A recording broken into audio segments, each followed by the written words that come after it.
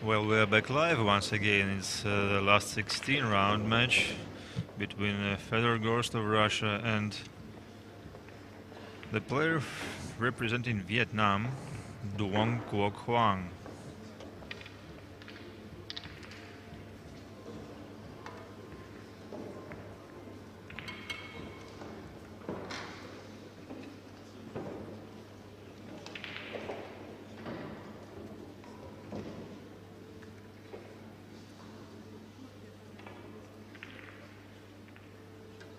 He got a pretty decent run. Both of the players are undefeated so far.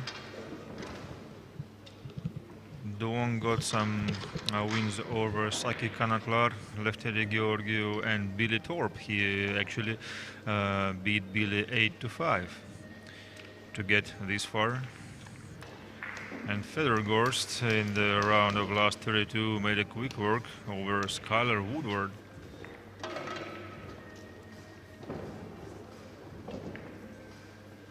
I think we are going to have one of the American players joining me here for the commentary, and hopefully he will share his views on how strong Duong might be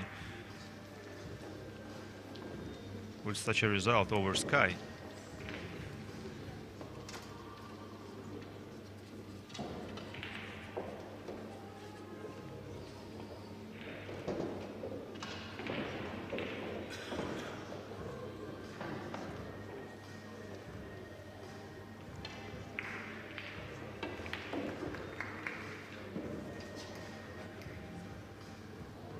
That's a pretty much open rack for Fedor.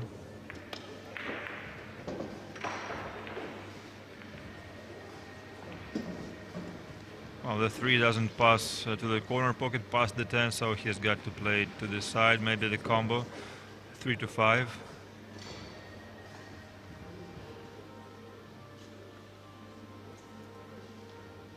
Or actually try to go the other way. Yeah, for the open corner, not messing with the 5 at all, because the position after that is not guaranteed. The position for the 3, if he had to go for the combo. Well, we've got only one, I believe, match from the previous round still going on. This is Ralph Suke versus Ruslan Chinakov. And this is Hill. Ruslan is at the table shooting the 2.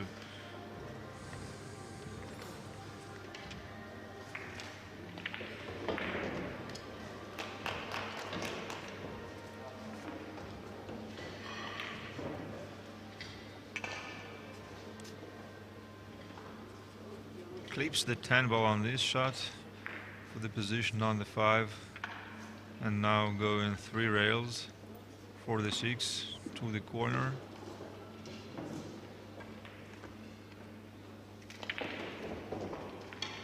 Not 3 but 2, with some help of it.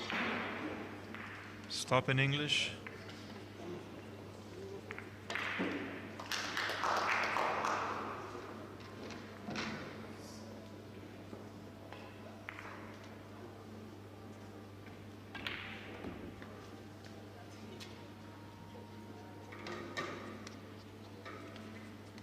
Well, he's pretty much straight in on the 7, I believe. Just a nice draw needed.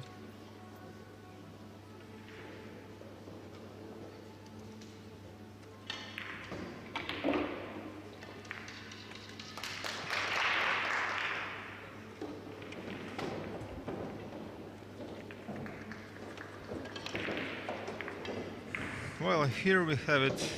This time it is Corey Duell himself, the commentary booth. And well, Corey, what do you think about the player from Vietnam who just beat Sky to get here?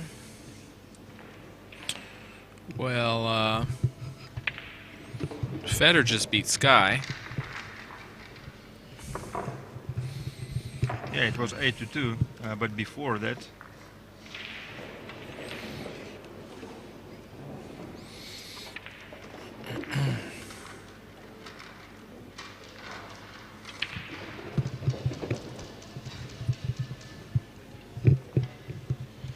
Duong beat Billy Thorpe, sorry, 8-5. Oh, he beat Billy Thorpe. Okay. Yeah, I didn't watch. I didn't watch a lot of the match, but it looked like. I know I talked to Billy. He said he didn't break well. So, but.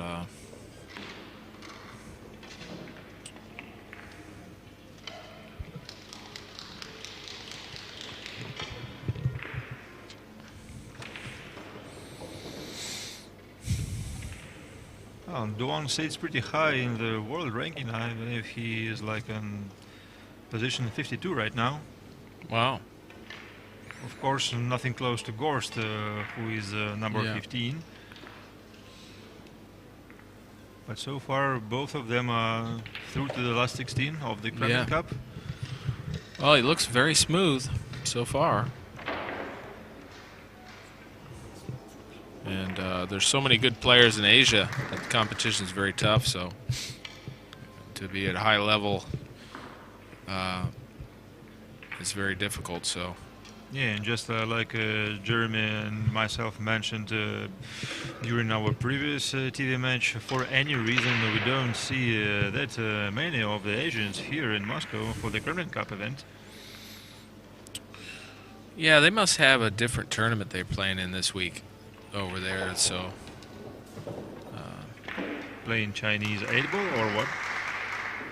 I'm not sure, because I just came from China. I was playing in the China Open, and I didn't see any other events. I know there's a tournament in Beijing. It's coming up. I think Shane Van Boney he's going to try and play in that. So that should be a good tournament, but it's a lot of travel for them too. So. Well, just you look, that's a poor effort on the break shot by Fedor. And just recently, once again, Jeremy mentioned that to him, Fedor is pretty much perfect with his break shot. He's breaking even like better than Ruslan Chinakov. Mm-hmm. Yeah, he broke those really good, but didn't make a ball. That's one of the first dry breaks I've seen from Fedor.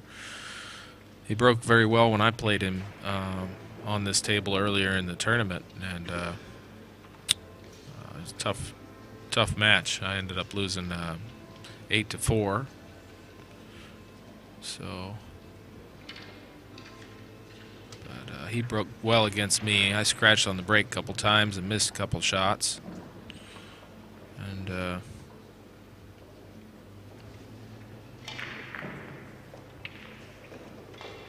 it looks like Fedor's off to a little slow start here. So we need to. This is difficult. If he clips the 10, there's a scratch possible in the side pocket.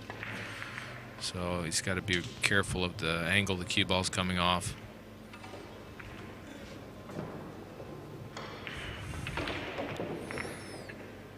Yeah, managed to avoid the 10, but watch out the side.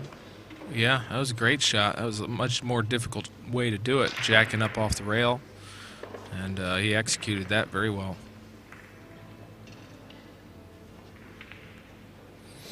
I think it was a year or two ago I was here, and there was another Vietnamese player, Duong, and he's one of the top players in Vietnam also. So. Well, actually, even when it comes to events being played in Asia, you don't get to see that many of the Vietnamese, actually. Yeah, I mean that I think that Vietnam. My idea is that the Vietnamese pool scene is pretty much like terra incognita, like they say. Well, there's definitely good players in Vietnam. It's just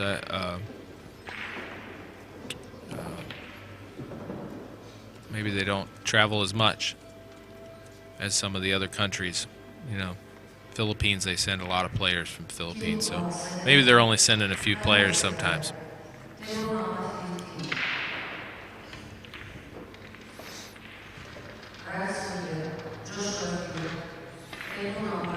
Well, RUS has just won on the double hill over Ruslan Chinakov, and is going to play right now his countryman, Josh Fiedler.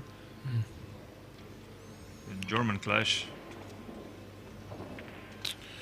Well, Duong is played a perfect pool so far, from what I've seen.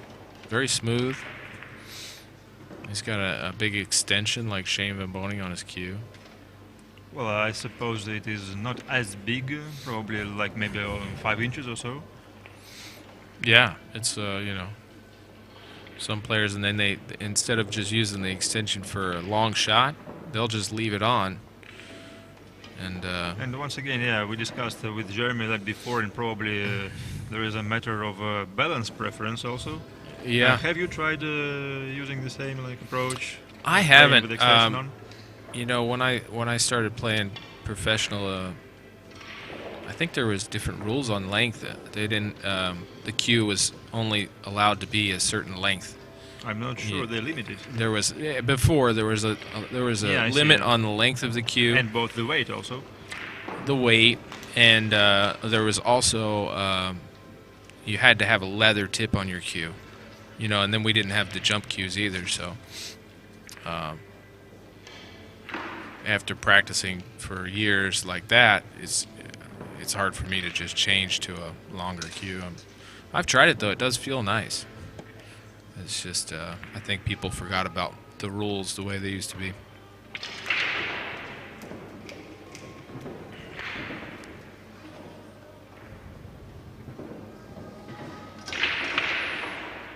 Wow, that was a really good break.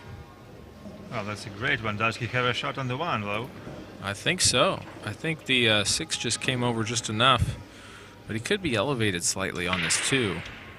Yeah, pretty much, I would say. I think you can see the left side of the cue ball, but maybe not enough to do much with it. Speaking of equipment, it's interesting to see that Duong seems to be using the like ordinary shaft, I think.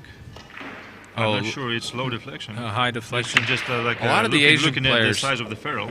Yeah, there's a discussion about that. Most of the Asian players, they haven't gone to low deflection. I think if he slow rolls this ball in, he'll have a shot. But And just wow. on this shot, he had to take his cue extension away from his cue. Yeah. And Yes. that was careless, like bumping in frustration Well, bumping on the floor. It's from where the one was laying. I didn't even think the scratch in the side was possible. It was a difficult shot, the way he shot it. I'm just curious if he had enough on the one where he could just roll it in slow. Yeah, see what I mean? I think if he just dropped that one in, I think he could see the 2 from there. Maybe not to make it. Yeah, managed to get too strong rebound from the rail. Difficult.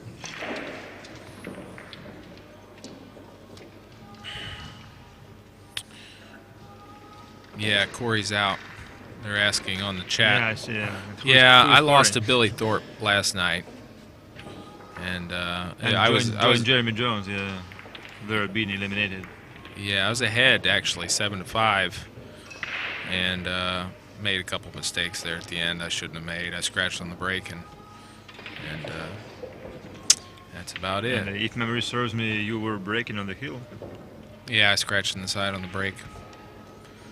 But I enjoyed the tournament. I played in the pyramid tournament too, so I really enjoyed that. I love watching those players. They're so good. Well, right now we have our mechanical bridge fixed by Fedor Gorst. It has been broken during our previous TV match. Oh, okay.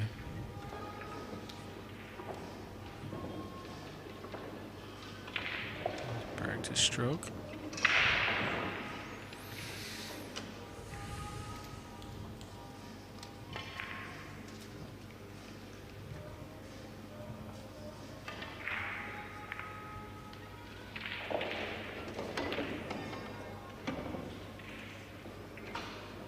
Okay, well, he made it. He didn't quite get the hit on it he wanted. I think he wanted to be closer to the 6, so it's always tough using the bridge. And then the bridges are usually, each tournament you play, they're different, so it's hard to get used to some of the players bring their own bridge around. That Well, would be actually, that's smart. one of the parts of the game to be practiced. Yeah. like using with the bridge. Yeah. I think the difference in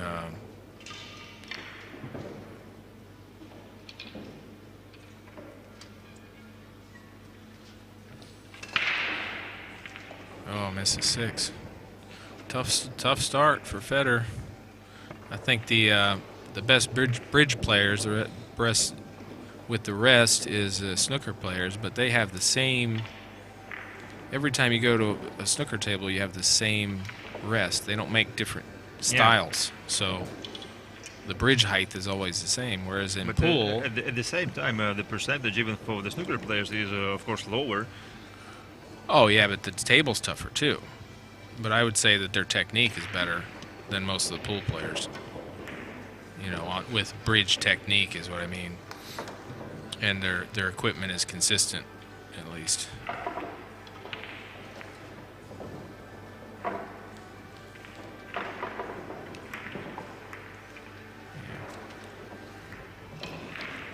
Well, I guess Gorst cannot afford making any more mistakes because he's about to be trailing 3-0. Yeah, but at least this game is on Duong's break, you know, and Duong could have just broken ran out. So it's not. Well, I mean, with ball in hand, the Gorst was supposed to do a little bit better than that. Yeah, but it's worse if you're losing games on your break, you know. That's when you really start getting behind.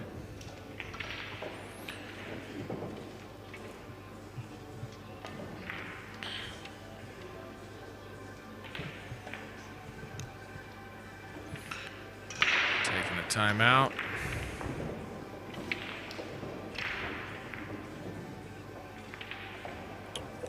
Yeah, but Fedor, I've been impressed with the way he's playing.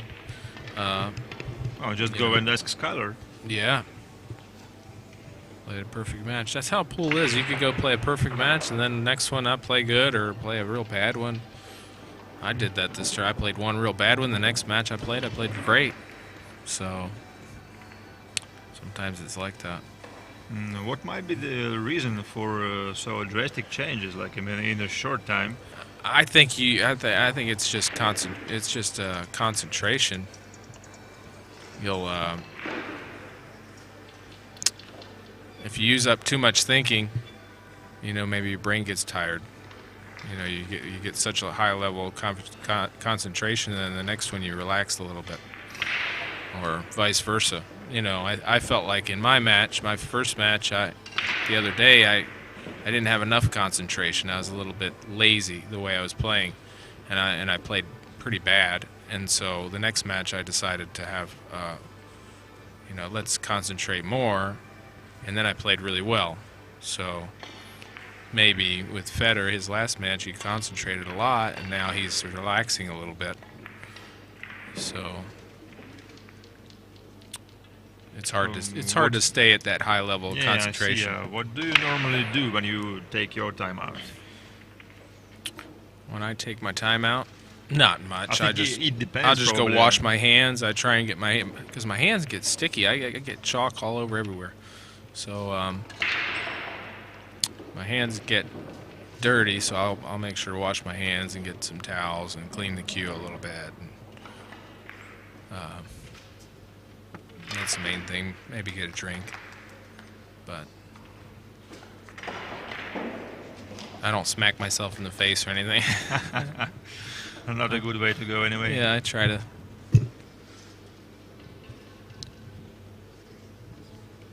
I try not to dwell on what things that have happened in the past.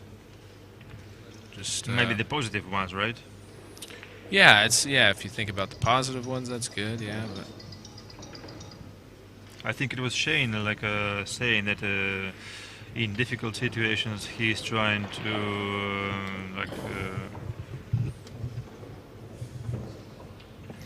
go deep into his positive memories. Mm-hmm. Like maybe some winning tournaments or like some spectacular shot making or whatever. Yeah. Yeah, remember the times that you pulled through in the tough situation, you know, hill in the last of the tournament, and you made a nice run out. You just remember that you can do it under pressure, right? So it's Fedor Gorst to break, and this is a very important one.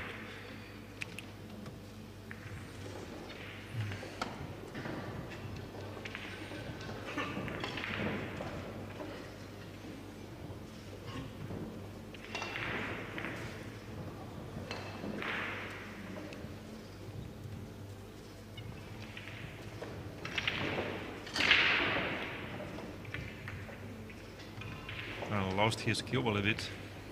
Well, he didn't lose the cue ball. Something came back and hit it. I think he's hitting the break. He still made some kind of a slight cut shot on the one. I don't think so. I think he just hit it very hard in the cue ball. Watch it comes straight back.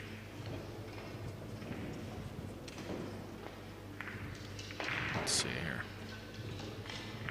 Oh, yeah, okay. Yeah, he cut it off to the side. Yeah. To the left, yeah. Yeah, to the left. Yeah, end up getting hit with it.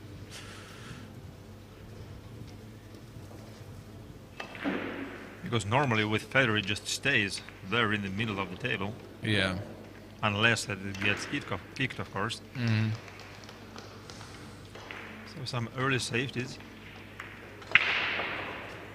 A little too firm on that. He wanted to get that snug behind the 6. Oh, he's got the 10 and the 8. Yeah, he's got it behind the 10 and the 8, but there's a kick to the left side rail to hit the 2. Well, maybe even going 2 rails and trying to make it, because like given the position of the red 3. Yeah, I think you want to play some sort of safety here. Looks like he can see the edge of the 2, so he's going to thin it and come behind the 6. 2 or 3 rails. Yeah, the 2 is going to I think he roll towards the 9, but he overhit it. Yeah, he left the shot.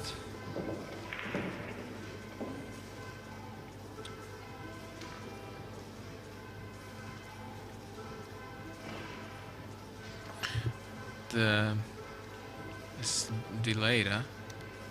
Yep. So we're That's okay. That's just for our information. Oh, okay. I didn't know if we were giving up what happened. All right, he's jacking up. See, I don't see any reason to jack up. I think you just make this ball and follow up a little bit.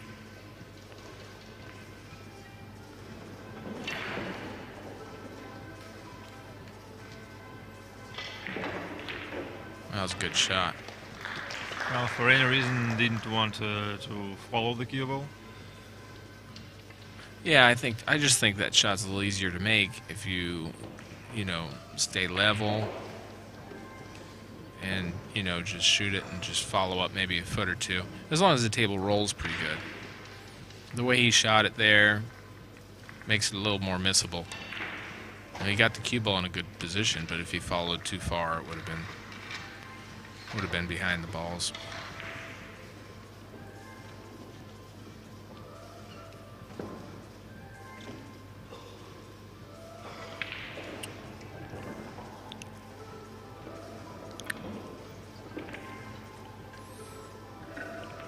But maybe that was the easier way for him to shoot it. Maybe he likes to shoot it that way. Well, perhaps he was just trying to keep the angle he loved on the 3. Just not wishing to go towards the long rail. Yeah. He's in good position here. Just stop it. It looks like the 9 goes on the side, so he can go 2 rails from the 6 to the 8. Try and fall straight in on the 8 ball. And then just roll forward a little bit, play the 9 on the side.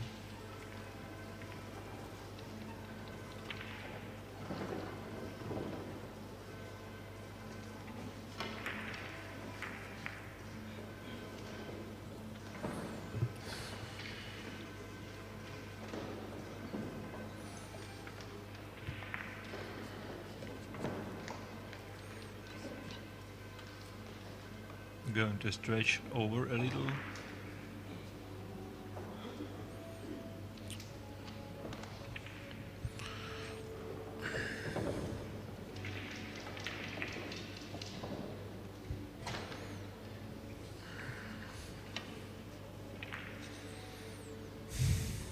Yeah, nice call, Corey.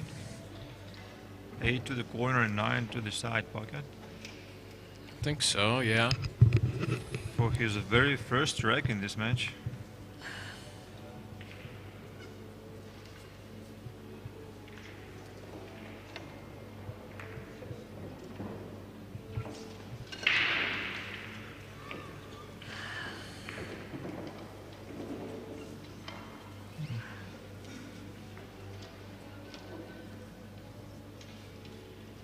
But it is Duong breaking in the next.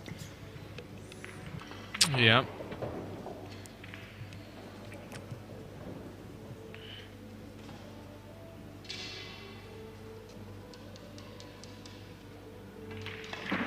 Oh, he shot in the corner. That was surprising. Looked like he had an easy shot in the side. Yeah, I agree. Maybe he had the wrong angle. I think he had the wrong angle. It's tough to see from here. I think he had an angle going out to the middle of the table, so easy enough shot in the corner.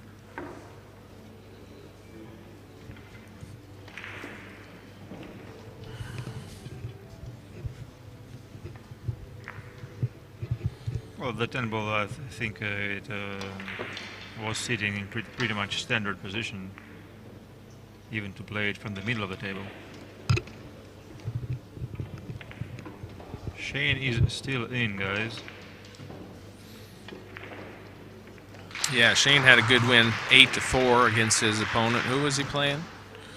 Not sure who he was playing. Oh, I already forgot, but let me check.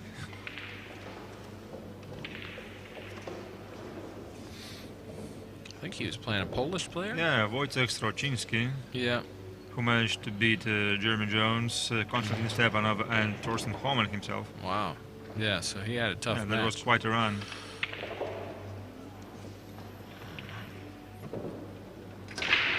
Oh, wow. Well, that ball really jumped in the air, didn't it? Yeah, it did, and that's quite a Yeah, he's break, got a nice elevated bridge. He does a big elevated bridge, and he's got a good pop on the cue ball.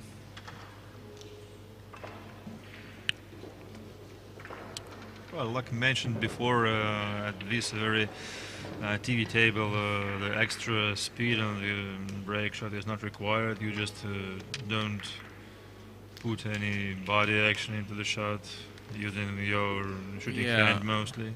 I was talking about it with, oh, he hooked himself, look at that. I was talking about it with Jeremy Jones. I think if you did the speed gun on the break, maybe they're not breaking even 20 miles an hour, I think, these players. So it could be considered a soft break. Even though the cue ball's jumping in the air, most of the cues they use are jump cues. They're really light with phenolic tip. It's not a leather tip, so. Yeah, right. I think all these players can break much harder if they want to. So it's more about control. Same thing with 9-ball. If you break soft in 9-ball, yeah, it's because you want to try and control where the balls go. So right now we're one rail kick. Oh, he almost made it. Almost, like we know, is never enough. Yeah.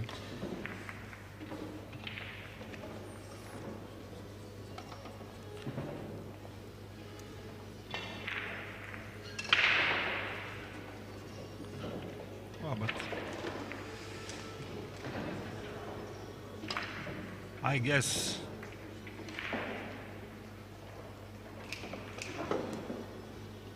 the black 8-ball passes. I think the 8-ball passes a 10 into the pocket where the 3 is, the red pocket. Yeah, that was my main attention. So, you know, if you can make the 7 in the side, stay right there, shoot the 8, maybe come under, play the 9 up in the top corner. Yeah, I guess with the 9 he just can shoot it both ways. Yeah, it could go.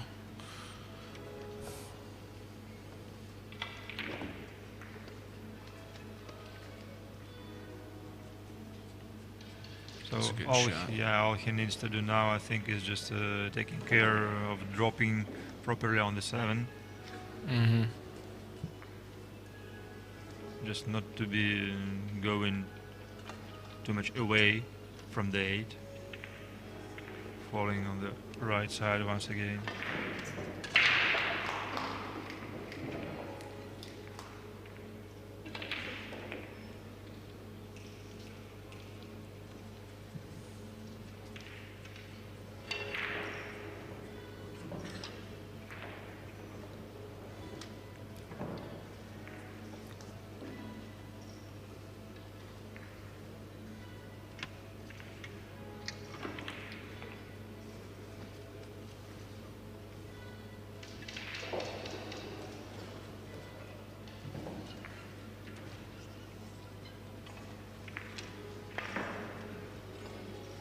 Well, according to our scoreline, Shaman Bowling is down 2-0 Oh, wow. with Wojciech Szewczyk, another Polish guy.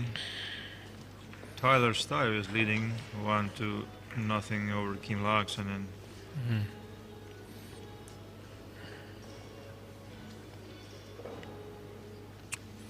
And the fastest match going on is between Lo Ho Sam from Hong Kong versus Alexa Petzel of Serbia.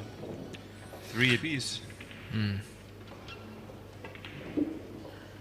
Oh, the 10 ball must go, the combination. So he's going to try and play the 10 ball combination. Now, the rules that they're playing, the 10 spots up. So. And as I know, this is the one part you don't like about Yeah. the current rules. I don't like. Well, the rules have changed in 10 ball. We used to just play 10 ball the same rules as 9 ball, just add the extra ball to make the break more difficult. But now, for some reason, they changed the rule where I guess the 10 doesn't count on a combination. Well, I guess they were making every single attempt to make the 10 ball game being different. Yeah, they're trying to change from it 9 ball, yeah. to make it different. Oh, see, he didn't realize that ball was going to throw. Yeah, correct. It looked like it was dead, but when you hit it on an angle like that, there's a heavy contact. Well, And, actually, like we were talking about this with Jeremy yesterday, these balls, the way they were sitting, they were almost frozen. Yeah, and if there's more of a gap, they won't do that. But that was a little bit of a gap. It was a weird one where it could throw or it could cut. So that's oh man, he overkilled that. Now he's got to bank the 9 or play the 10. Well, I guess there's a side pocket bank. Yeah, he made the call. He's gonna have to. He's just going for the bank. But I think this shot is just a half ball hit. Well, these tables they bank kind of short, so this one I would try and maybe some help of a right-hand English. See, look at how short it went. Yeah. Because the balls are like. There's no excuse for that one. I mean, he had. Well, he didn't take that into consideration at all. Well, he shouldn't have. He hit the 8 with a bunch of draw, like trying to kill the cue ball for some reason, where he could have hit it with high English, you know, and just came over one rail. That was a.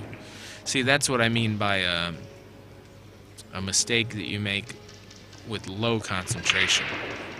So his concentration was low. He shot it lazy a little bit, and so you go through these levels where you're concentrating a lot on some shots, and then other shots you take it easy, like relaxed. You know, he played too relaxed on the last 3 balls there. Cost him. It's just too hard to concentrate on every single shot. You end up wearing yourself out.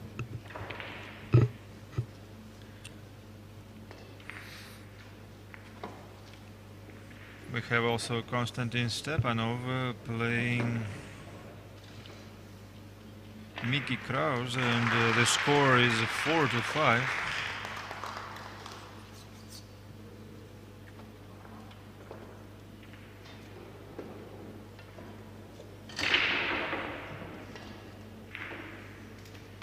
Okay, well, he hit the break nice, but didn't really get a easy shot. I'm not sure I'm not sure if he can cut this. It looks like he might be able to cut the one in the side pocket. Well, it looks like he can, but after that, the contact with the 9 is inevitable. Yeah. It might be better just to try and play a safety, roll the cue ball up on the 9, play the 1 to the bottom cushion, well, of course, or even leave it on the side cushion. Yeah, Fedor Gorst raised his defensive game quite a bit during recent years. Yeah. Like he's maturing as a player, of course. Still many things to learn, I believe. Yeah. Another thing that he could possibly do is he could hit it. He could hit this one firm, trying to get it to come around the table, like kind of like a cross corner bank, but just a little bit long, and get the 3-rail the one around. He is cutting this in definitely. He's going for the cut. Not real sure where the cue ball's going. Just hoping to get lucky there. 10 ball down. 10 ball down. That would have. You know, if you're playing 9 ball, that'd be a win. Now I don't mind where. I think that's not a good way to win a rack, actually. No. In the game of 10 ball. Yeah.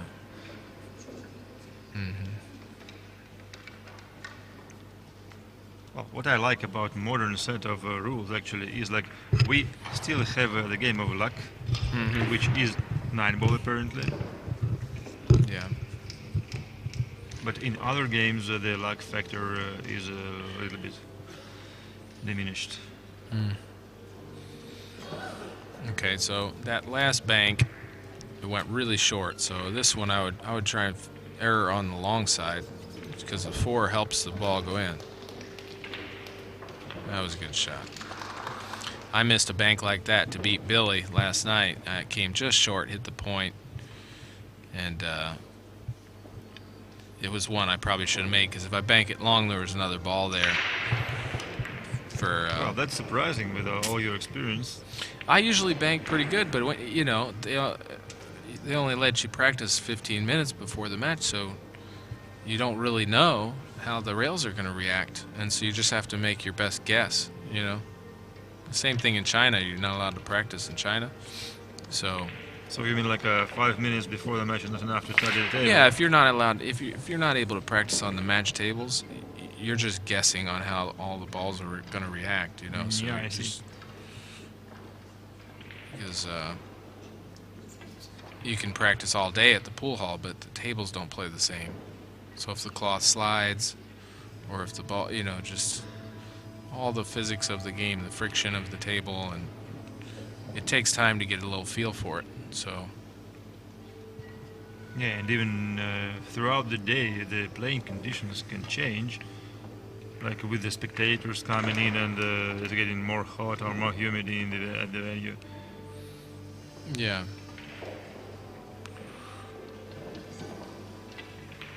Yeah, in America, we're used to being able to practice on the match tables, so it makes it a little bit difficult for us when we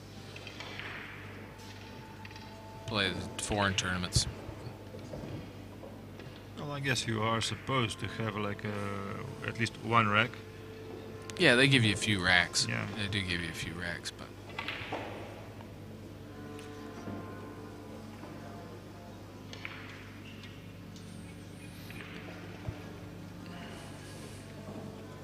I'm sure for in Vietnam, I'm sure the tables in Vietnam play much different than here.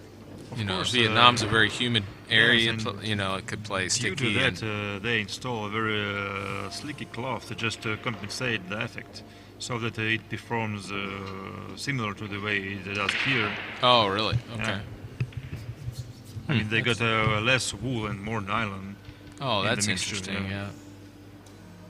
So if you buy some cloth they use there in Asia and just bring it back to the States or here, it will be super slicker. Yeah.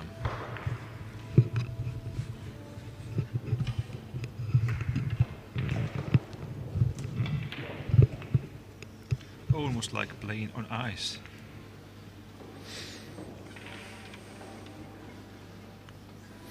Yeah, when the table gets more slippery, it's difficult to use a side spin. Side spin doesn't doesn't catch on the rails as much. So you need to use more draw and follow to move the cue ball around, as opposed to spinning the ball. Or just maybe a stun shot. Yeah, but as far as you know, players like Efren, they'll use inside English and spin the ball 2 and 3 rails to play position.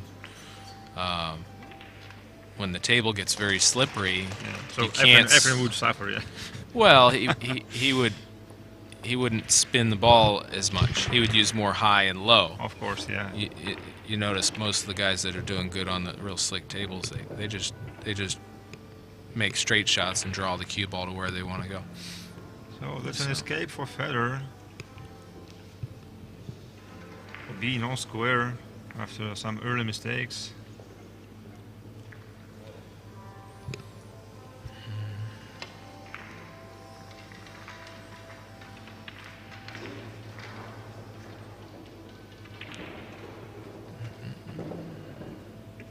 Well, Niels Fine is 2-3 down versus Francisco Sanchez Ruiz. And there are only 3 wrecks played so far between Shane and Wojciech. Shane is trading 1 wreck.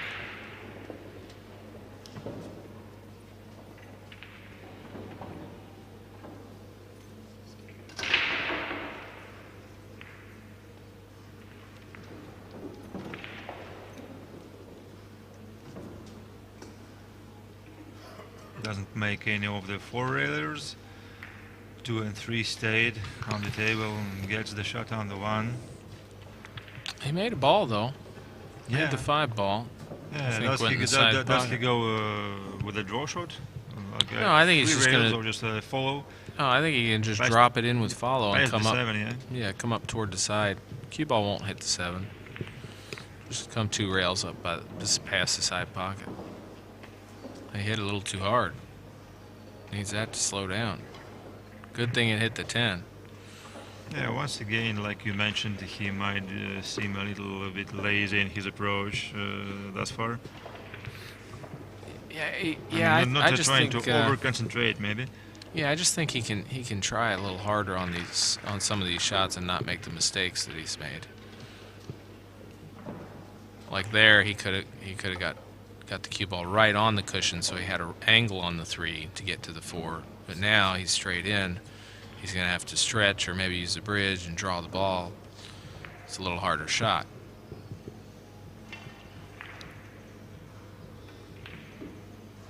You just followed it up, that's fine. Yeah, luckily for him, he has got enough angle to do so. Yeah. Not sure what the angle looks like here, but I don't think the 6 passes the 8 up in the upper corner, so you might have to follow up to the middle of the table. Oh, missed that one. He got away with it safe, I think. Yeah. Yeah. The 4 is pretty much covered by the 9. Yeah, left Fedor just maybe half of the 4. He's getting right down on it like he knows what he's doing. I don't know what to do from here. This is a confusing one. I think maybe he can bank the 4, 1 rail over towards the 8, and play the cue ball into the 10 and leave the cue ball behind the 9. Yeah, so I think you try and catch the 10 full and bank the 4 across. He's looking at trying to get the cue ball to pass the 10, but if he catches a piece of the 10, there's a scratch possible in the corner.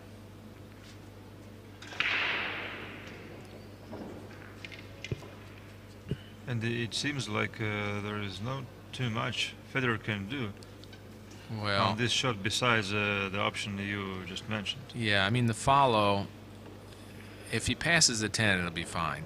But if he catches the 10, there's that scratch possible.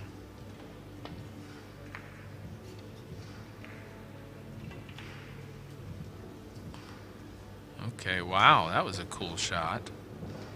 Played perfect speed on the 4 to get probably behind not. the 8. It went not the way Fedor intended. Just he raised. Well, he did his catch hand, a piece of the 10, so he didn't want to hit the 10. I think he wanted the cue ball to go more behind the 6, but then he clipped the 10, and it got the cue ball where it was. So. Corey, do you know the reason Tyler is called CTE in our chat? Like using the system? Yeah, he's a big advocate of the center to edge aiming. Yeah. So they use like a mathematical system to aim, and there's a lot to it. Tyler loves it. So I haven't gotten much into it. Is it close to like backhand English in any way, or? Yeah, there's a lot. I mean, I don't know. I can't really get into it. Tyler knows it pretty well, but he likes it. I think it makes aiming just a little confusing for me, but he seems to like it. Because well, I remember there was like that much, I would say, hype over the CTE maybe a couple of years ago. Yeah. Like looked like every single amateur was hoping that this is a magic wand or of any kind. Yeah. Just they won't need to be aiming anymore. Like, and with the low deflection shaft, the game will be absolutely easy for them. But no way. Yeah, I mean, I think for me, I've always used the ghost ball system to aim, and I just try and get the cue ball to end up where both balls are aiming exactly where I'm looking, and that'll get me through, tight spots, or if I have to hit half pockets or stuff like that. But if you're talking about hitting a quarter of the ball or an eighth of the ball, that's going to give you 4 lines off of a cut shot or whatever, and you might need millions of different fine-tuned lines to get into different spots. So to really aim precise, I think for me the ghost ball's the best. This is actually the reason, like it's written in there by Edward Hoffman. You need some time. Yeah, it's I don't know. I think for like if you're shooting like a long combination or something like that, with the balls you're not looking at the pocket, you're looking at a ball that you're trying to shoot at. So yeah, it's definitely a way to do it, and it can work for some people, but I've always done the ghost ball. Yeah, I see. So. Meanwhile, Fedor lands a very good safety on his opponent, Duong Hoang from Vietnam.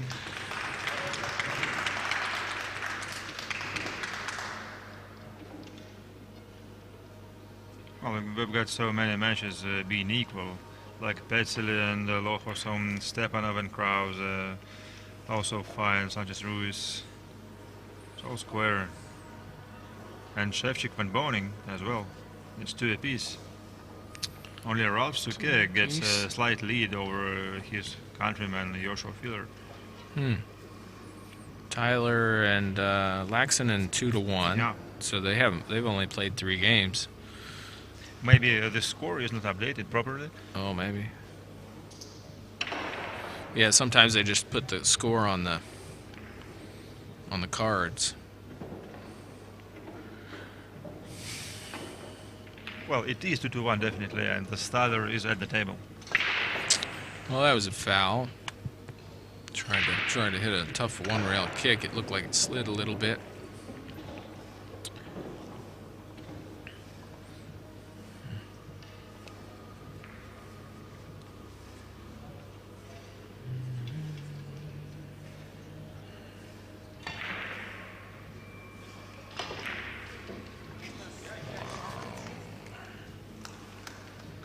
Well, with ball in hand in this position, Fedor is supposed to run out and take the lead.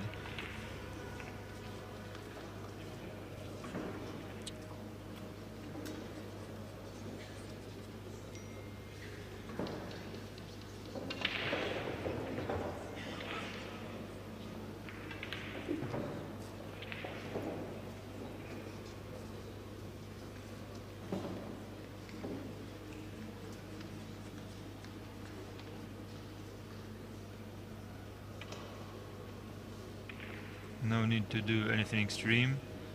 in this kind of position, just a stop.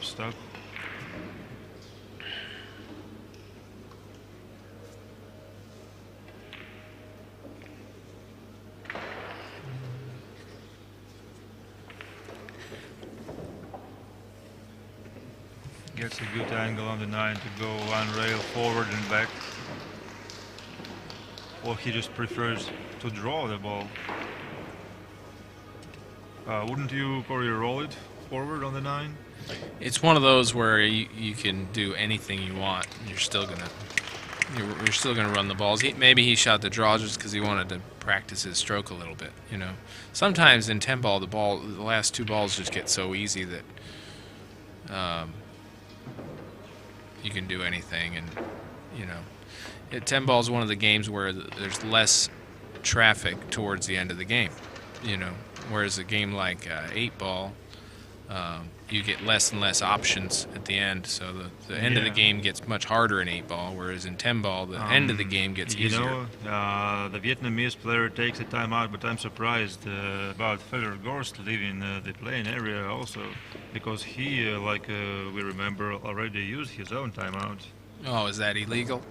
I think when one of the players takes a timeout, you can go with them. Not allowed? I'm not sure about that. Yeah, Only one timeout per match for every person. Yeah, I don't think I've ever gotten called for that on a foul or anything.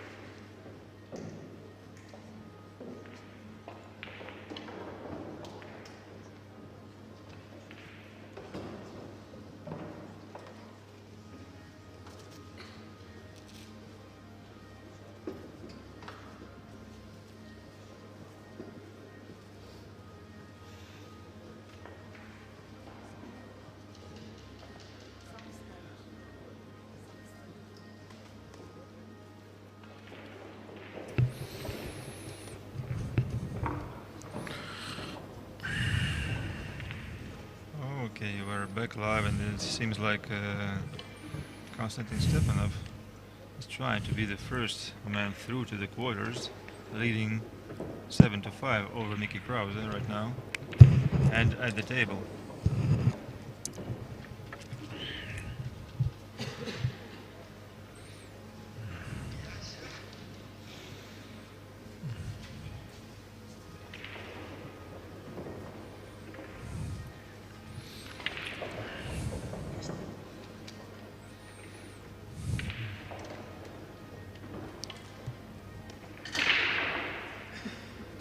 You see, once again, his cue ball drifted to the left side on the break, but he got some very decent results from that. Yeah, that was good. I actually like, I think if you miss it and you're breaking from the right, if you cross the cue ball over to the left, normally the one's going to go to the left anyway. So if your cue ball's going to the left, there's a good chance you're going to be pretty close to the one ball, you know. The cue ball and the one ball follow each other.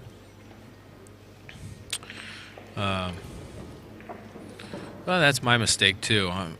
As a right-hander, it's easy for the cue to kind of head to the left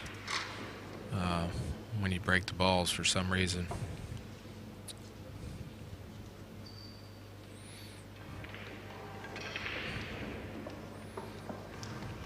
Okay, good shot. These balls are just kind of laying there. Perfectly on the 5. Yeah. 8-9 is in a good position. If you make the 5, shoot the 6, come to the middle of the table, all you have to do is really stop. Draw back a little bit off the 8. That's the thing with 10 balls. If you get a good break, sometimes the balls just lay there where they're very easy. It's a breaker's game, just like 9 ball, same thing. Do you miss 15 ball rotation not being played at the pro level? You know, I always thought, you know, it's one of the popular games in the Philippines. I always ask the Filipino players, how come they don't have a rotation tournament? But for some reason, it hasn't taken over the tournament scene in the Philippines. They play 9 ball and 10 ball. I think it'd be a great game to play. I'd love to play a rotation tournament. So.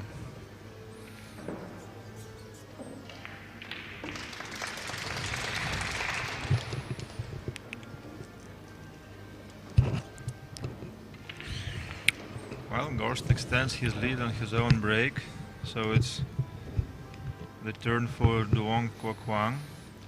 Try to do the same on his own. Konstantin Stepanov is still at the table, but taking his time. He is only shooting the 3 ball right now. And Tyler Starr is at the table with only 2 balls left there, 9 and 10. And the 9 is down already, and here goes the 10 also, I suppose. To go 3-1 up.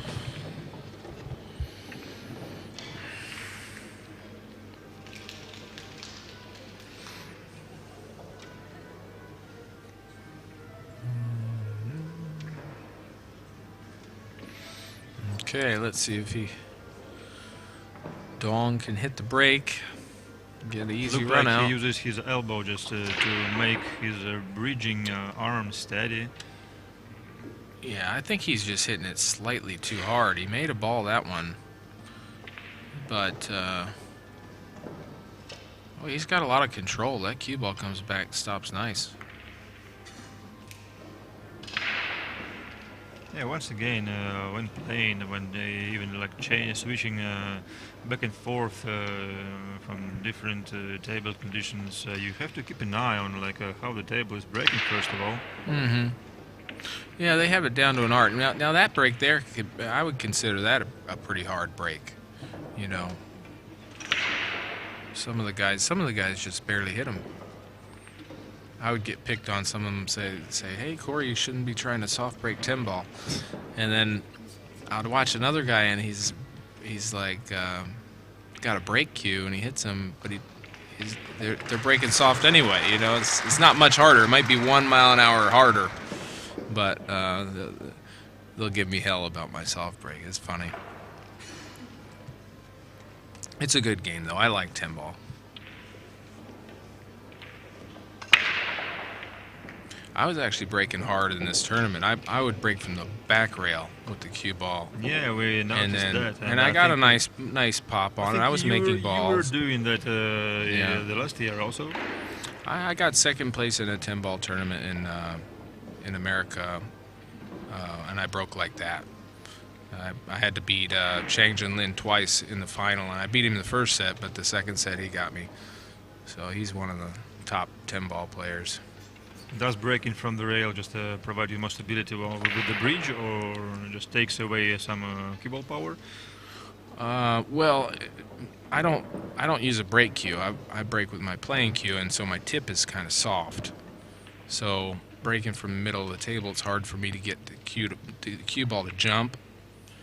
And most of the people, they call it a break cue, but they're all using jump cues. They're phenolic tips, and they're very light. Yeah. So I always like using my playing stick, so that's why I break off the back rail.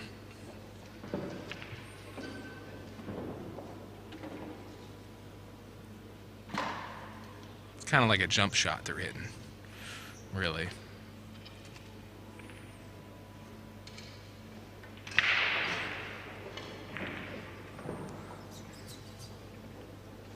Shane Boning taught the world how to break, and now everybody breaks. He gets mad about it. He's like, oh, everybody breaks good now, They all watch him on the internet and copy his break. And once again, that was one of the topics covered between me and Jeremy before this morning, and just he told me that it was Efren Reyes actually who was the first one, like making the balls to the side pockets on the 10 ball break.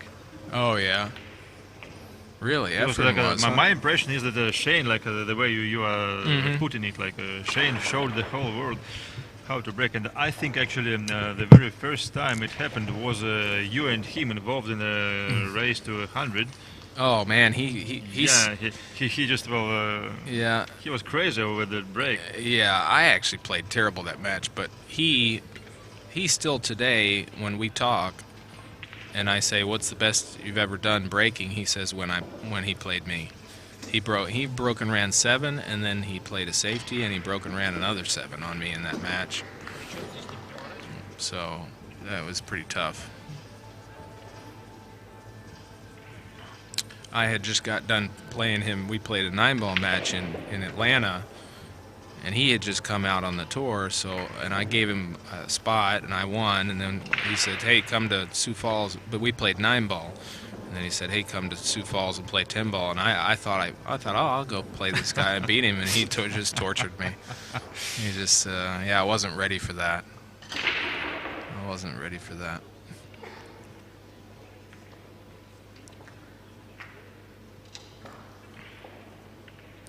Well, doesn't look good for Fedor here. I don't see any offensive option. So I think he has to clip the 1 on the right side and going all the way down behind the 9 and the 10. What do you think, Corey? He's looking to hit. Yeah, I mean, if he shoots the 1 into the 5, tries to leave the 1 there and goes behind the 9, I think I would try and go towards the 3 or in between the 3 and the 9, because you have to hit this perfect for the 1 not to. If the 1's off the rail, you could make a cut shot if he leaves it open. So you want to get that 1 or maybe touching. A kick shot. Well, we'll see where the 1 ends up, but if he leaves the 1 open, see how the 1's above the rail. He got the safety. Yeah, that's pretty much perfect, eh? But that was good that he sent the cue ball towards the 3, because if he sends it over towards like the 2 and the 1's there, you could make that cut shot since it's off the rail. That was a good shot, though. And he got the cue ball almost touching the 3, so now there's not an easy 1 rail kick. He's going to have to go multiple rails to get to this 1. Sometimes in a position like this, it's smart to tie a ball up.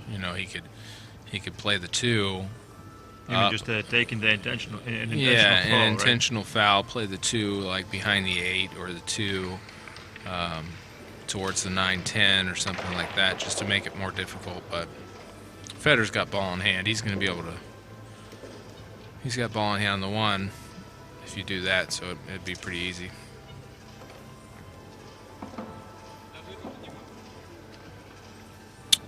I'm trying to see how he's looking to kick this ball. I think he's pointing at the rail, so he's looking to go 2 rails and hit where his finger is, which would be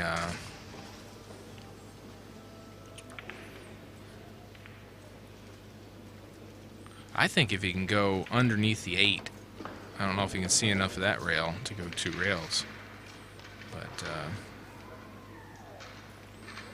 yeah, this is a tough one. Another thing you might 1, 2, 3, and another thing you might be able to do is go between the 3, 9, 1 rail. Like if you use low left, and you kind of try and get the cue ball to go between the 3, 9. The way he's aiming the shot, the cue ball is going to open up off of the 3rd rail. Or jack up over the 3 and go 2 rails. You know, that's possible also. I think this is going to go on the side, or towards the side. Yeah. Yeah, he needed to take the pace off that. If you shot it slower, you know. Or which mutual shaft do you use now, and which tip? Okay, so I'm using an Elk Master tip, and I have the Mucci Pro shaft. I'm still looking at the. I played a couple tournaments with the carbon fiber shaft that they have, the new one, but I'm still tinkering with the carbon fiber shaft. I plan to change to it, but I'm just trying to get the deflection to be similar to my wood shaft before, so I don't have to make such a big adjustment. So me and Bob, we're still working on getting me a good carbon fiber shaft to go to, and I'll probably change to it. Just wait a couple of years and just stick to your wooden shaft normally. What's that? No, that carbon like abracadabra. Well, it's not. I don't think it's necessary. The carbon shaft. I mean, there's definitely good points for carbon shafts.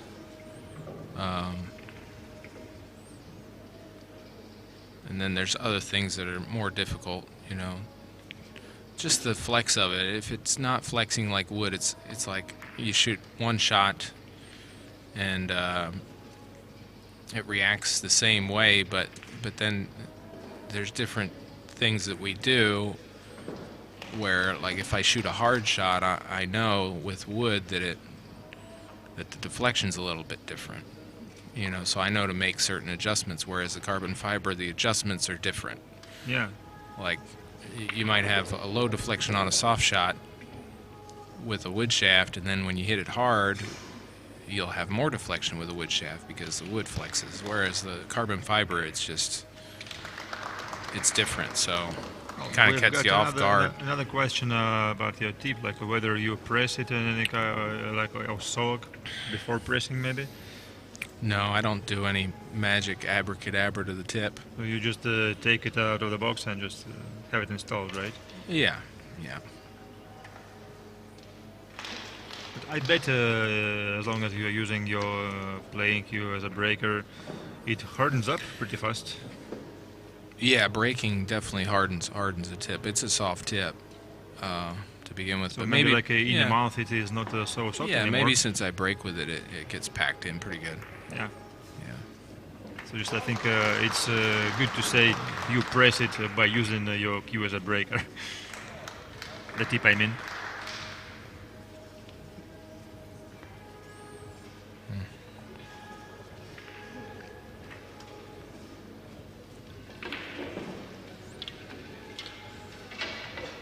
That's another shot missed by Fedor Gorst. The 3 wobbled in the corner and stays. Well, he got a roll, I think. Got away with it. And now we need the template to be replaced. Well, no way to do it without a ball marker, I suppose. Yeah, I would grab the top of it, flip it up. It's easy.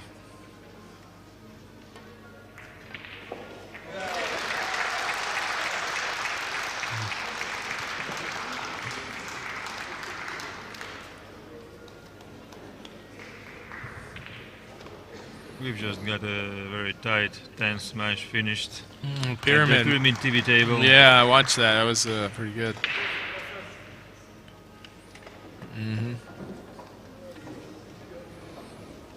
Hence all the round of applause you could hear probably. Yeah. The tall guy wins. He's a great player. I've been watching him. He makes everything. Yeah, once again, like I was telling you, he's a multiple champion already, Yeah. yet being young, like maybe in his... Now, what's his name? Josef Abramov. Okay. Yeah, very... Joseph, I think, in English. Joseph, okay. See, I like kicking 2 rails at this 3-ball. Because you try and maybe even to make yeah, it you to can the make corner it, pocket, right? and then the cue ball comes up for the 5. You can get position on the 5. You just got to hit it with the pace where if the 3 doesn't go in the pocket, it comes over 1 rail behind the 10. 9, you know. Just get the right speed, and it's a makeable shot. I've made a lot of these playing. This is a good 1-pocket shot. Yeah. So. Well, you've got to have some 1-pocket background, I would say, to be able to see these shots. Well, you know, the 1-pocket definitely, you shoot a lot of creative shots. He got good pace. 3 didn't come over quite as much, but I think it got over. He came even close to making it. Yeah, it got over enough where I don't think Fedor can cut it in the corner. No, he might be able to cut it, but it's thin, and then the cue ball's going towards the 9, just 10. like a simple containing safety here, like a rolling. I think he'll thin this. The cue ball and the 3 ball like separating on the long rails. Yeah, he's using looking, the 10 and the 9. He's looking to thin the 3, take the cue ball over towards the 6 because he's got the 7 and 8 as blockers. You know, can block the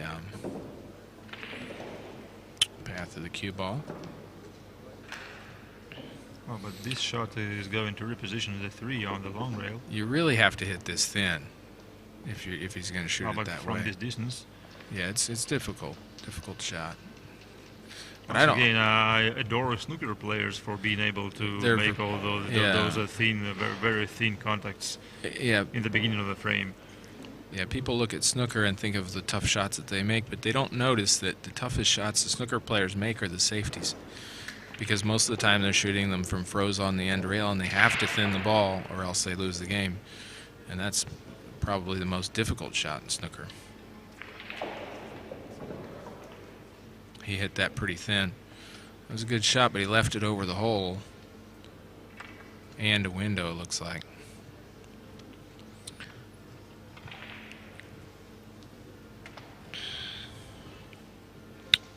So... Well, Tyler Steyer's up 4-2 against Kim Laxinen. And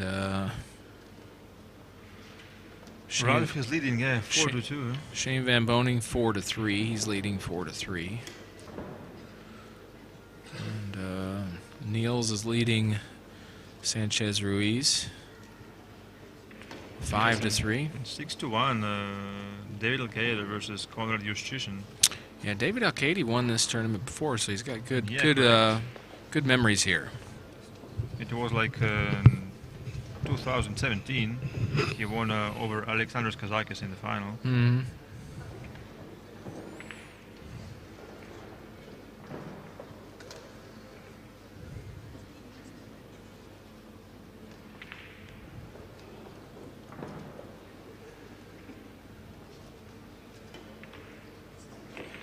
Yeah, that was a good shot there.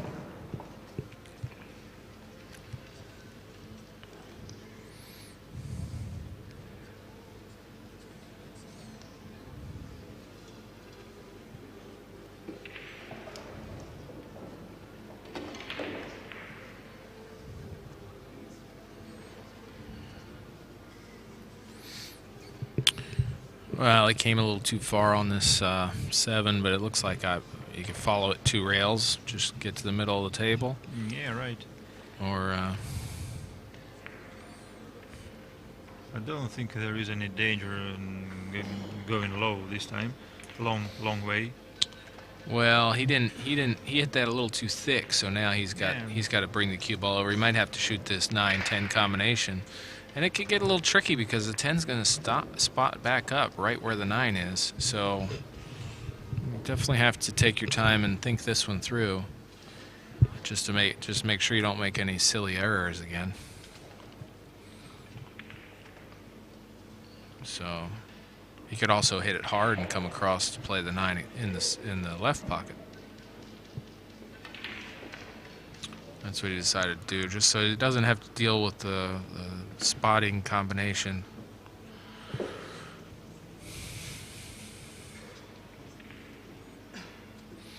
Just a pinch shot. Overdrew it, froze himself on the rail. That was another lazy one. That's pretty weird. Yeah, just low concentration.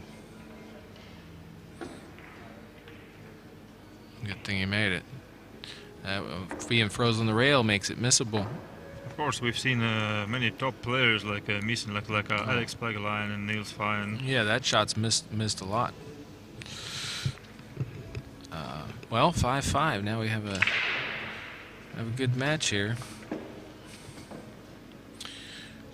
What do you think of all these tournaments that do double elimination in the beginning and then it goes to single elimination at the end?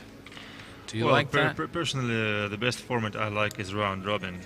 Yeah, I would agree with you. For the preliminary stage, and then just let it have it like knockout system. But no double elimination. Round robin is the way to go, I think. Yeah. Especially for the top tournaments like World Championships, like it used to be back then, and maybe even for the China Open. Yeah, the World Championship in Cardiff was a great format. The way the Matchroom Sport used to do it. Also, yeah. Matchroom Sport, they used to do the round robin in the beginning. I think that maybe the last 32. They did nice long races. And I think it was race to 11 or something. You race to 9. So many nice matches. Yeah, that was really nice the way they did it there for the World 9-ball. And the IPT also did the round robin in the beginning stages.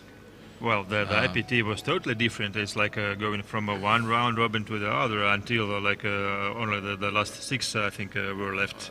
And they did the last 6. And once again, it was round robin. Yeah, then it went to the finals. Yeah. I actually like that just because, I mean, the best player is. Yeah, I think also just going to get thing through. You remembered that because I think this is one of the format to keep an eye on actually. Just I just looking forward for some pool promoters just to try to arrange some kind of event in this format. I think the top 5 players in the world can dominate and finish in the top 5. Whereas if you have a single knockout and the top 5 players start drawing each other early in the tournament, you can't guarantee that they get to the end of the tournament. Yeah, correct. You know. So like if the fans wanted to come see the top 5 players in the world, if they get beat early, you lose ticket sales.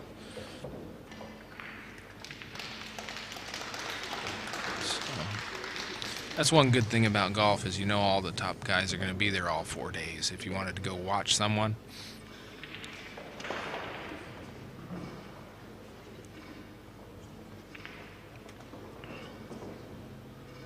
Most part of this wreck is history now. Duong still at the table, feeling comfortably.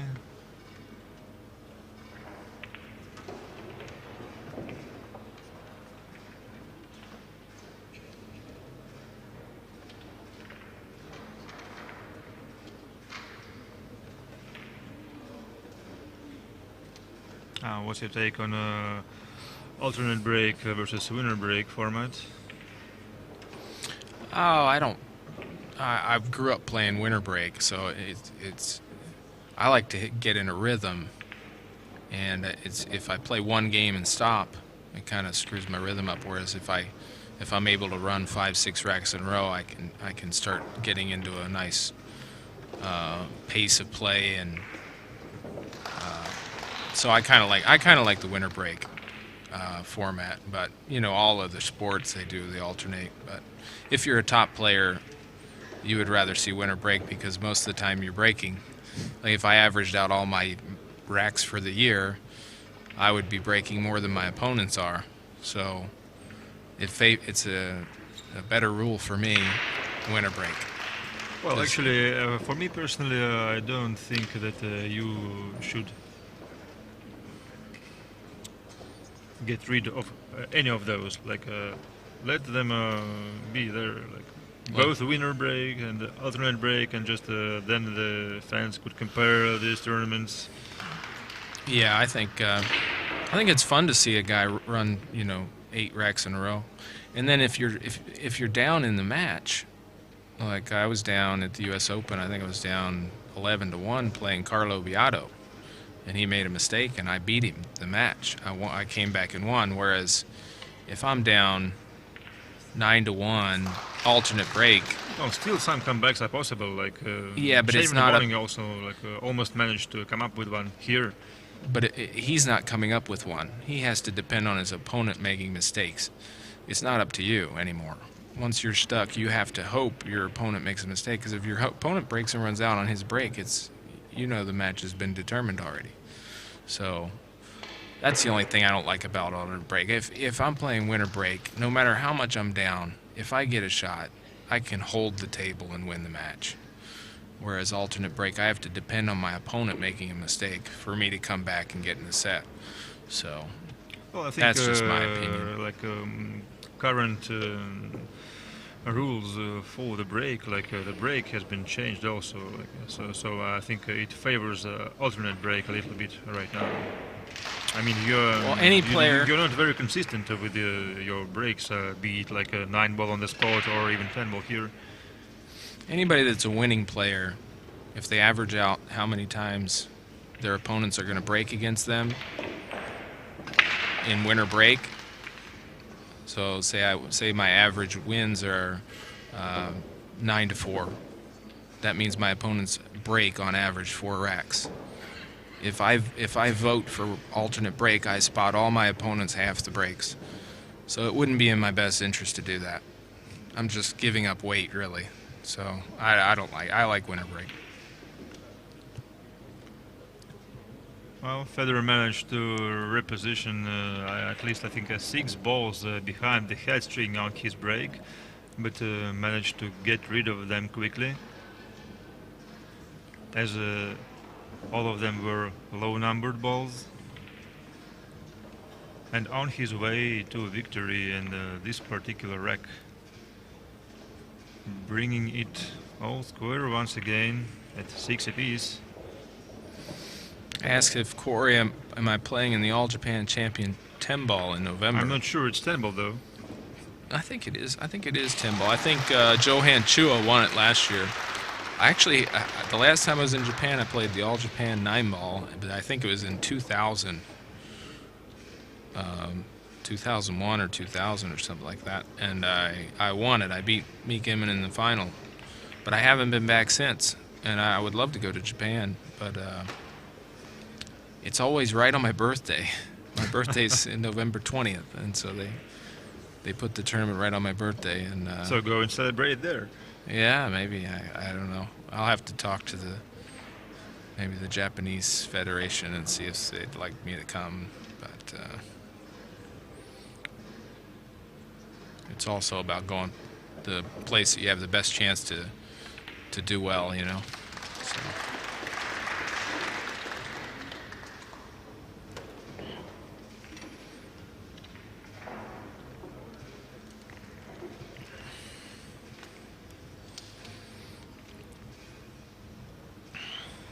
Well, RUS is still leading 5-2 over Filler.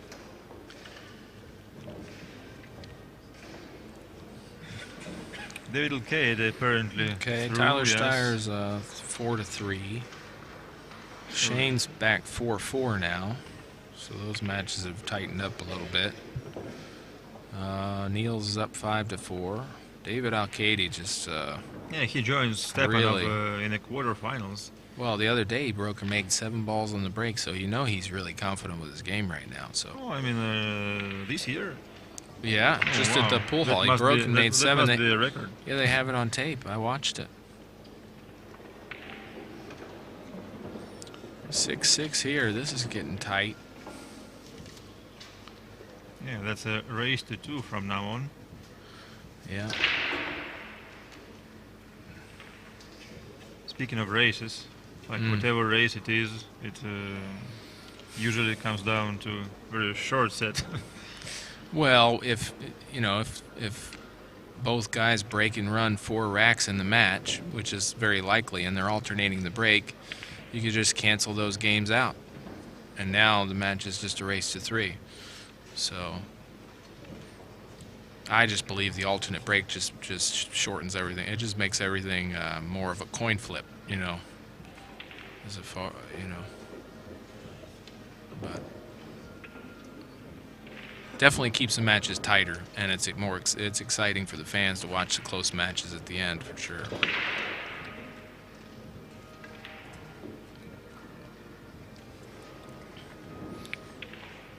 Holds the cue ball nicely. That was a good shot. Yeah, he got that really straight. He's a little straighter than he wants on this too. He'd like to have the cue ball out in the middle a little bit more.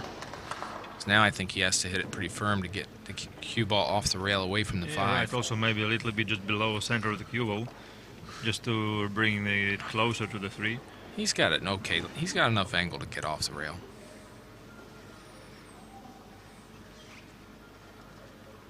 Looks like he's following the ball. Okay, that was a good shot. Yeah. Well, it's not that Fedor is not confident enough with his draw shot, but I see him using this option quite often, like going for the follow instead of drawing the cue ball. Yeah, follow is always a better option. Like if you have ball in hand, you never want to draw the cue ball. Anytime you draw the cue ball, you have a chance to miscue. With follow, if you can choose follow, you're supposed to choose follow because you're not going to miscue. And of course, with the follow stroke, the cue ball control, I mean, the distance is much easier to calculate than that with the draw stroke. Follow, all you have to do is adjust the speed. Yeah, there is a special drill like for cue ball control on the draw shot, like drawing 1 diamond off the object ball, then 2 diamonds from the same position, 3 diamonds, and just go ahead and try it. That's a very difficult one. Yeah, I'd like to do that one. I need to work on that for my game. That's one of the hardest things in the game is to control the speed of the draw shot. I think that's one of the things that Fedor probably does the best of the players that I've seen. He really can control that draw shot speed. Well, and your current captain for Team USA, Johan Rausing, he's got several drills to develop that special skill. Yeah, yeah.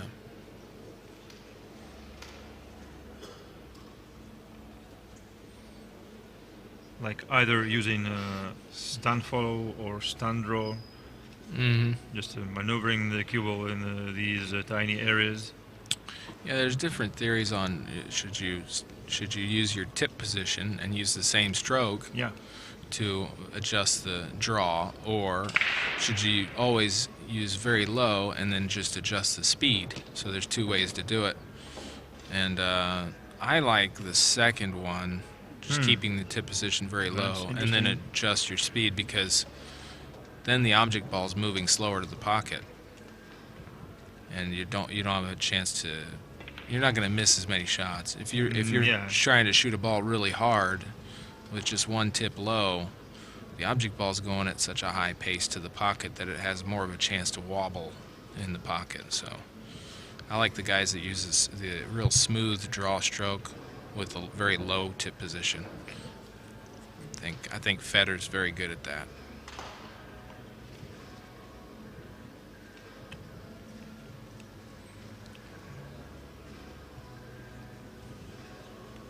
Well, guys, like you probably could hear, we are trying to provide you some information about the matches still going on.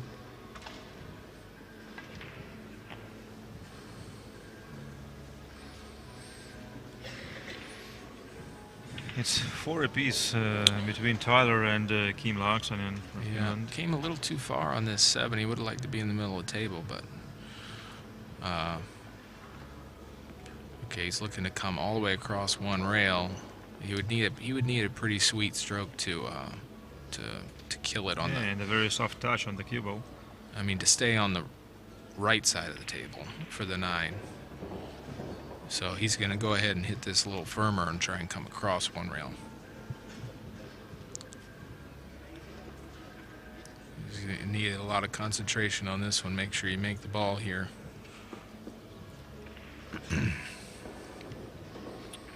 This is probably center, low English, maybe a little bit of right. A little bit of right spin.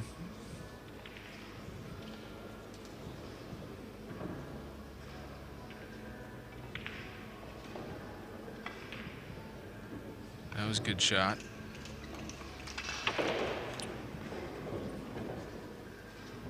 Had multiple pockets to. Well, yeah, he really killed that ball. Yeah, 4 pockets. I know he was pointing at the other side of the table like he was going to come all the way across, but I guess he must have got down on it and felt differently.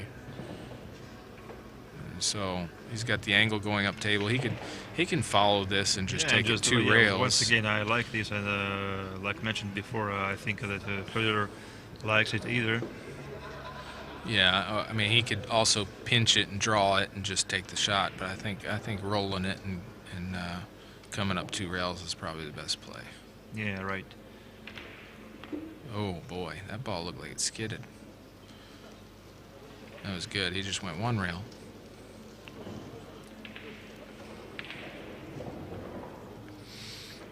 Good shot.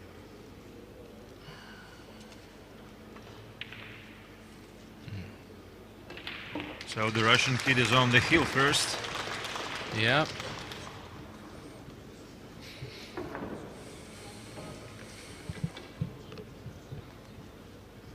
It's 7-2.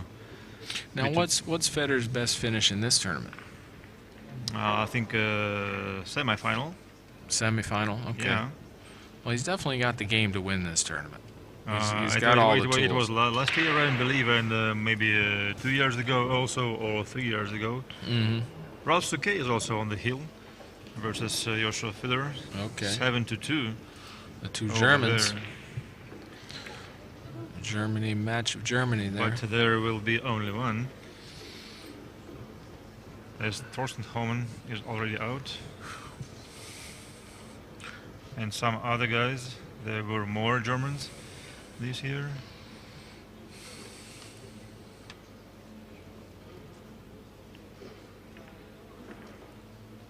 So Fedor is breaking for the match. Very important shot for him. Oh, he hit that one. That was best break. I can't believe he got that weird kiss.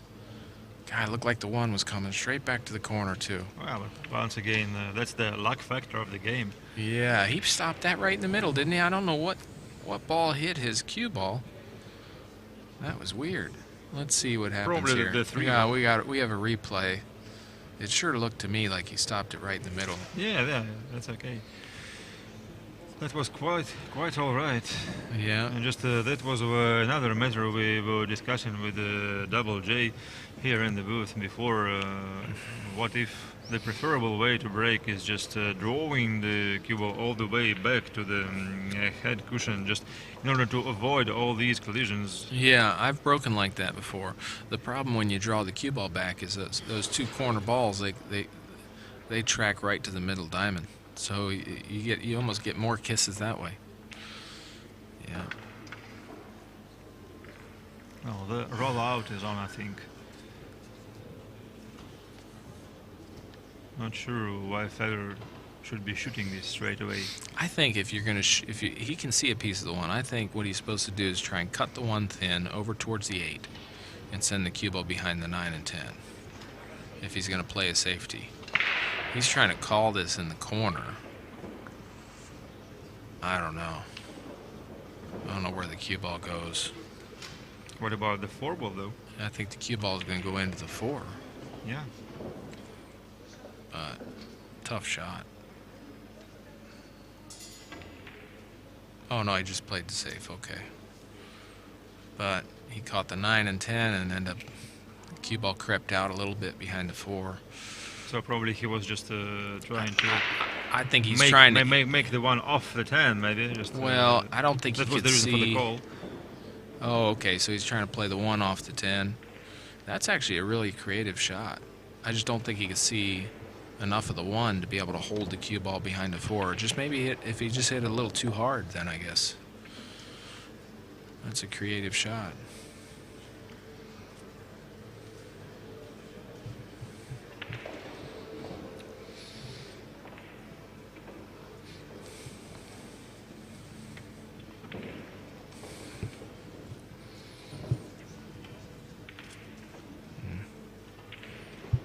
Okay, playing for the side pocket there.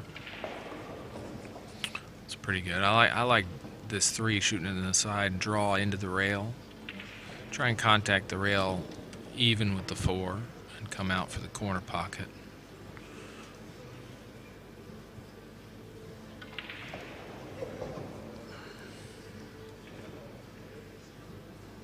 Yeah, he's definitely go this way, you mentioned. Mm-hmm.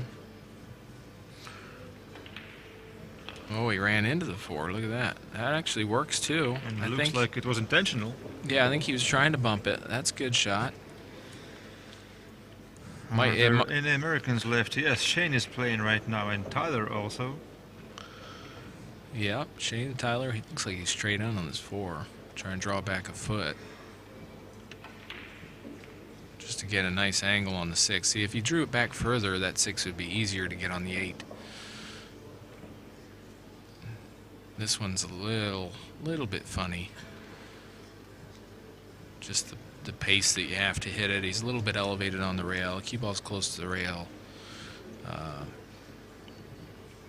kind of like hitting this with just like a center ball, firm. Oh, what a shot that was. Nice kill shot. That was a steep angle on that 6. He took all the pace off the cue ball. Beautiful kill stroke. You got the ball to draw with a nice soft stroke on that to hold the cue ball.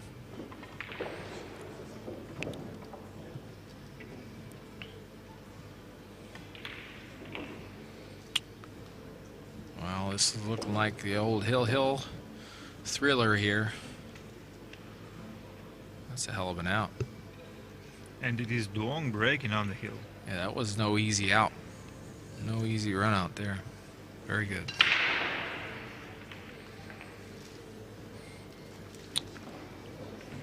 I actually liked the shot choice Fedor did on that. I mean, trying to hold the cue ball under the 4. I just think he just over hit it slightly, but I think it was a good choice.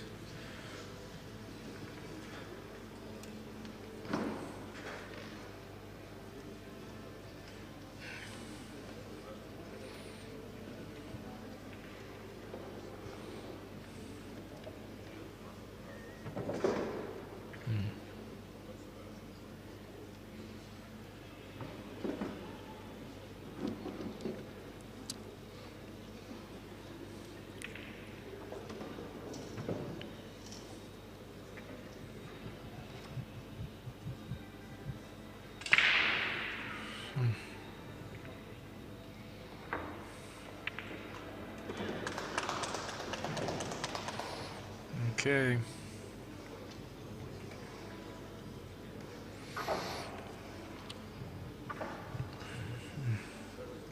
So Shane is up 6-5 and at the table.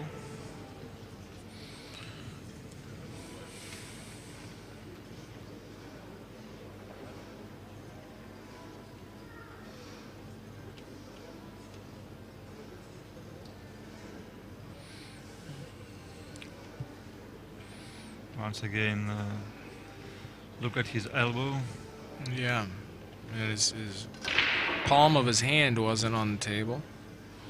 Okay, he made a ball and hung the 1 up. Wow, what a break. And the 2's hanging too. Looks like he can make the 1. The 6 is there. The 6 is right next to it. If the 6 would have got over to draw a little bit off the 6, I believe, just to get better position. Yeah, well, I'm not sure if the 9 is is in the way. Or he can even avoid the keys with the 6 by using like the whole width of the corner pocket.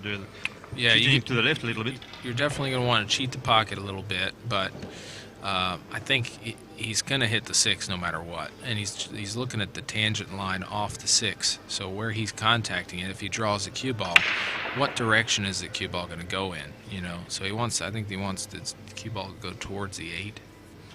Draw back maybe a few feet.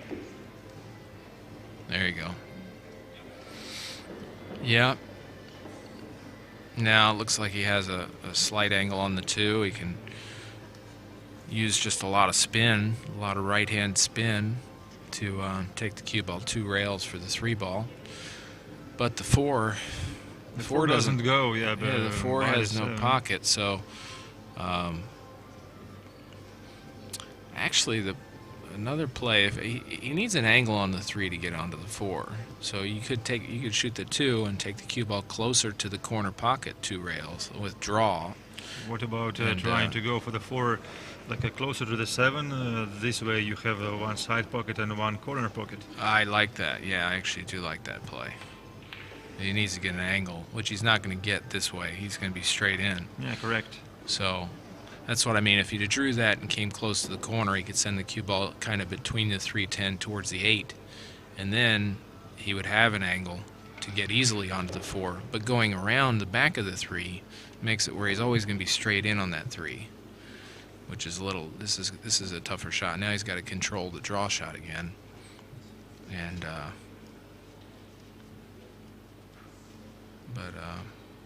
we'll see where he ends up here. I mean, he can always play safe on the 4 too. Oh, he missed the 3. Oh, that's a chance Fedor needed that much. Yeah, Fedor jumped out of the chair. And he's not faced with a very easy shot. This is a thin cut. He's looking at if he can cut the 3 in and run into the 4. And who knows? They might end up playing easy if he does that. What about going for safety?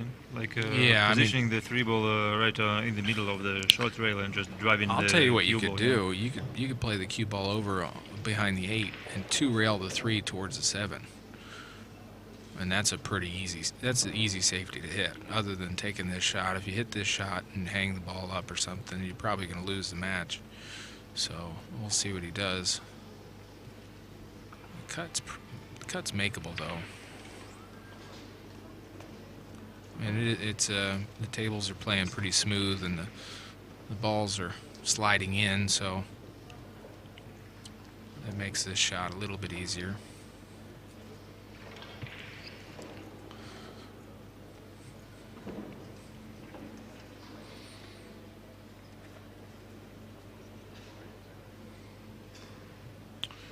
Yeah, so 2 rails.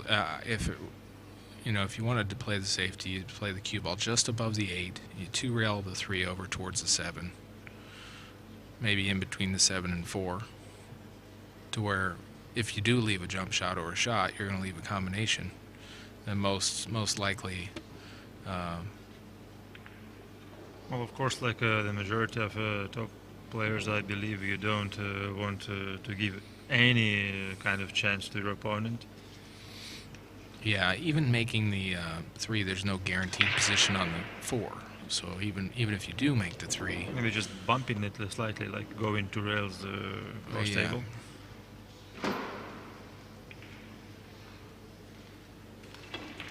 This way, yeah. Wow, what a shot that was. Ooh, that's a great effort by Fedor. That's exactly what he was trying to do.